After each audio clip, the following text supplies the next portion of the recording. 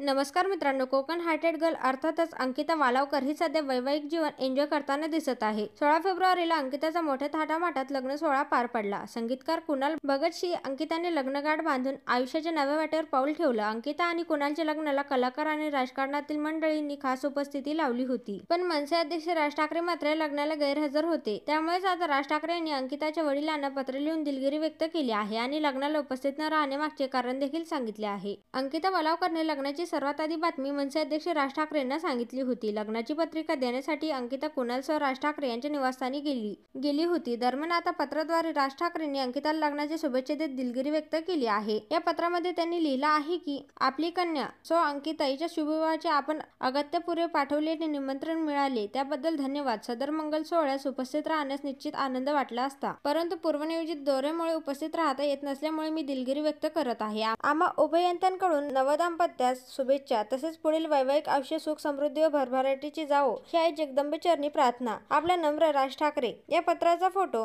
अंकिताने Instagram स्टोरीवर share करत मराठी भाषा गौरव दिन आणि आलेलं पत्र असं लिहिलं आहे। तसंच कुणालने देखील राज ठाकरेंचा पत्र इंस्टाग्राम स्टोरीवर शेअर केला आहे।